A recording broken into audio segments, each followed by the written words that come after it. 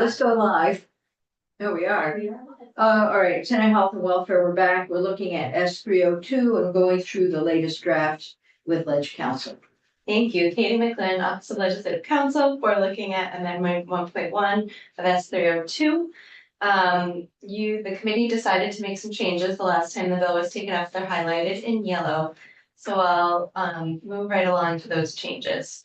If you remember, this list that I'm scrolling through right now is a list specific to educating healthcare providers on certain topics related to Alzheimer's disease and related disorders. This information would be coming from the Department of Health, Mental Health, and Dale.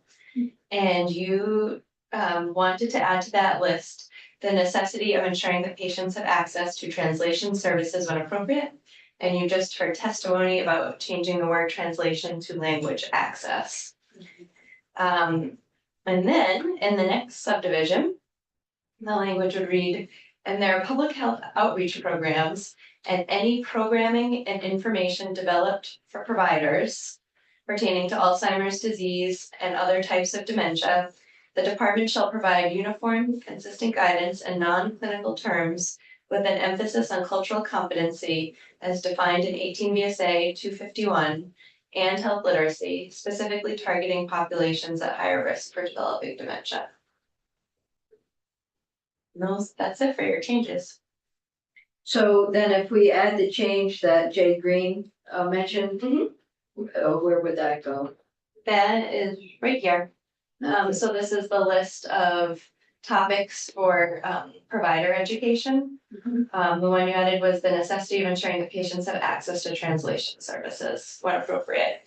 And the change requested was replacing translation with language access. Okay. Is that okay? Do Yes. that. Oh, that's good. Good fix. All right. So is there anything else that we might want to see, Jay? Thank you, Jay. Is there anything else that we might want to do in the bill? My suggestion is, Katie, if you make the changes, and then we'll have the new draft on our webpage. Yep. And we can look at it. In a bit. We can look at it in a bit. Jay did concur with cultural competency as the correct term. Is that right? I don't know if Jay responded specifically to cultural competency. I was writing a different email, so I didn't catch that. Did you look it up and is that the term that's typically? That's the term that is defined in statute when you establish the health equity working group commission. Do you mind, can I ask Jay real quick? Sure, I'll go right ahead.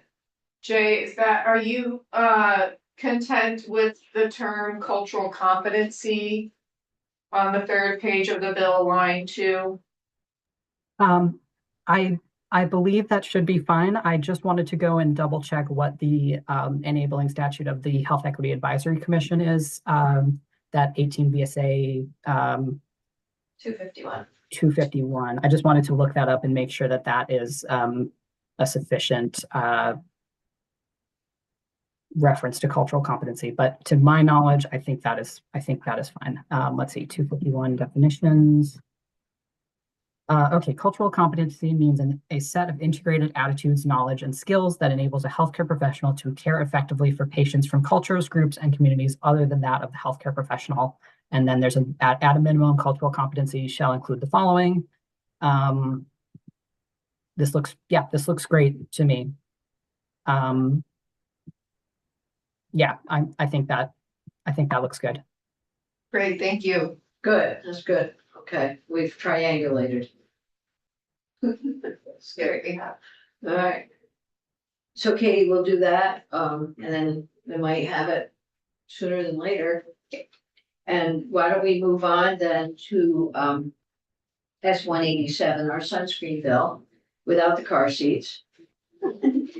And Sue Siglowski is here. Thank you for reaching out about the bill. And Will, you sent in some testimony, so why don't you just introduce yourself for the record?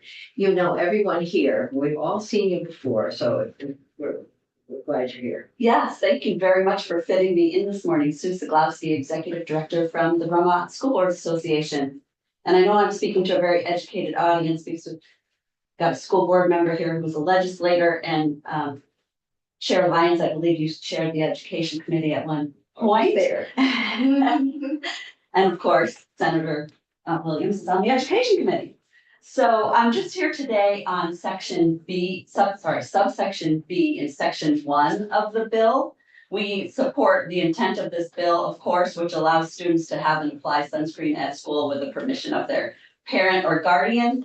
And the subsection B that we are here about is the one that states a school may adopt policies to allow school personnel to assist a student in applying topical, non-aerolized sunscreen if written permission from the student's parent or guardian is obtained. And I just wanted to explain why we think this language is possibly confusing and necessary. And there's 3 reasons why. First, in the public school realm, it's school boards that adopt policies, not schools in general. And I wanted to draw the committee's attention to 16 VSA section 563 subsection 1, which is the broad authority that the legislature has granted to school boards to determine the education policies of the school district. And that section also provides, a lot more information, which I put in my written testimony about the type of notice that needs to be provided to the public in order to correctly adopt a school board policy.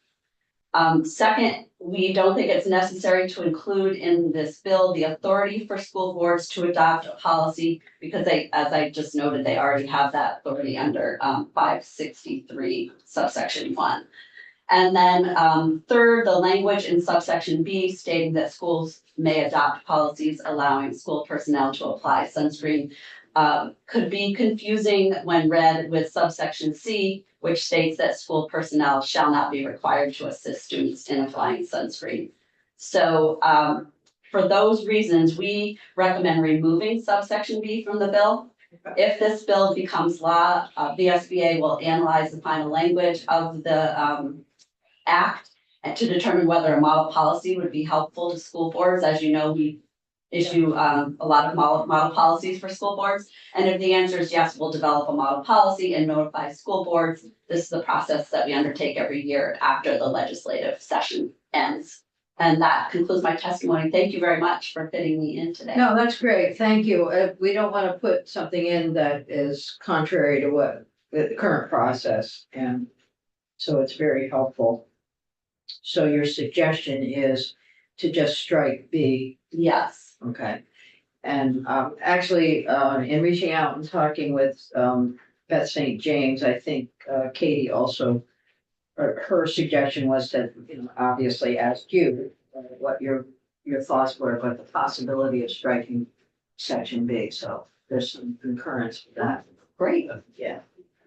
So, Sorry we missed it. That's okay. I didn't miss it. is that okay? Yeah, I think it's good. I think it's a Is good that okay with suggestion. you, Terry? Yes. Okay. Senator Wayne, Senator. Okay, all right, so we strike that, and then anything else there besides striking B from your perspective? No. No, okay, good. And now the kids can. All right, good, thank you. So Katie, why don't we, we'll take, we'll go off live unless there are other questions or comments on the 2 bills, and we'll let Katie, get to put some changes in. How's that? Can you do that? Right, yeah.